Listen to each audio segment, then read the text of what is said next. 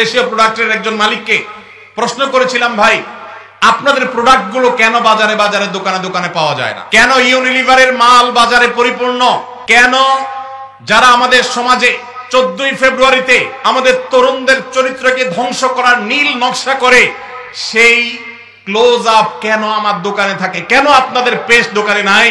আমাকে সেই বাংলাদেশি কোম্পানির মালিক, বাংলাদেশি প্রোডাক্ট তৈরি করেন সেই ব্যবসা প্রতিষ্ঠানের মালিক, তিনি আমাকে বলছেন, ভাই লজ্জার কথা, আমাদের দেশে এক শ্রেণীর, সবাই নয়, এক শ্রেণীর অসাধু কর্মকর্তা কর্মচারী আছে সরকারি অফিসগুলোতে, যারা এই সমস্ত ইয়াহুদি কোম্পানিগুলো, বিদেশি কোম্পানিগুলো থেকে টাকা পয়সা খেয়ে, ঘুষ খেয়ে তাদের জন্য সকল সুযোগ সুবিধা, সকল ফ্যাসিলিটিসকে এমন ভাবে প্রোভাইড করে যে আমরা দেশীয় প্রোডাক্ট যারা প্রস্তুত করি, তৈরি করি, তারা তেমন কোনো সুবিধা করতে পারি না।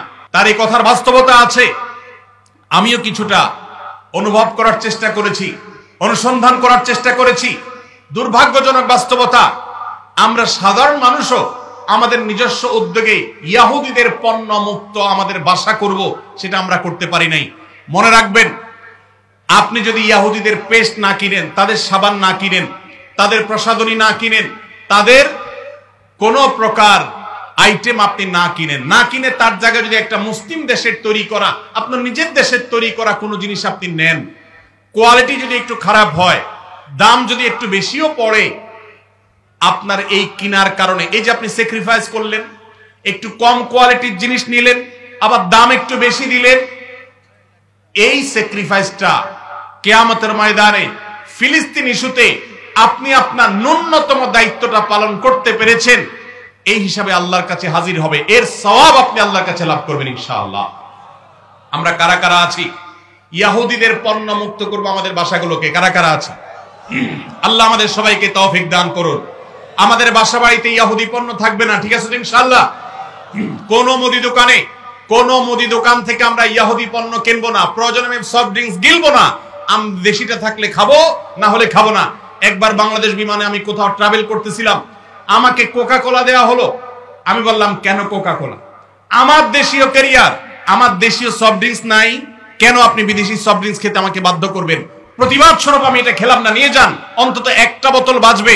আর আপনার কর্তৃপক্ষকে জানাবেন, একজন কাস্টমার প্রতিবাদ করেছে, তিনি দেশীয় সফট ড্রিঙ্কস না, বিদেশি সফট ড্রিঙ্কস খাবেন। সফট ড্রিঙ্কস এমনিতেই স্বাস্থ্যের জন্য ক্ষতিকর, সেখানে ইয়াহুদিদের যে সফট ড্রিঙ্কস আপনি গিলছেন, এটা সফট ড্রিঙ্কস না, এটা রক্তে ভরা বোতল। অতএব আমাদের বাসা বাড়িকে ইয়াহুদি পণ্য থেকে মুক্ত করবো তো ইনশাআল্লাহ। আমি বাংলাদেশী মুসলমান হিসেবে লজ্জিত যে ফিলিস্তিন ইস্যুতে আমরা একটা কার্যকর একটা বয়কট, একটা বর্জন, এটা আমরা করতে পারি নাই। ভাইরা আমার, আজকে আমরা যারা এখানে সমবেত হয়েছি, আমরা কি একটু প্রতিজ্ঞা করতে পারি, আমার জীবদ্দশা, আমার জ্ঞাতসারে, আমার পকেটের টাকা দিয়ে ইয়াহুদি কোন পণ্য আমি কিনবো না, না খেয়ে থাকবো, কোন প্রসাধনী প্রয়োজনে ব্যবহার করব না, কিন্তু ইয়াহুদি পণ্য আমি কিনবো না ইনশাআল্লাহ। সবাই চেষ্টা করে যাবে ইনশাআল্লাহ। দোকানদার ভাইদেরকে উদ্বুদ্ধ করবেন যে আপনি ইয়াহুদি পণ্য বিক্রি করেন না, ঘোষণা দেন এবং তার জন্য ফেস্টুন টানায় দেন।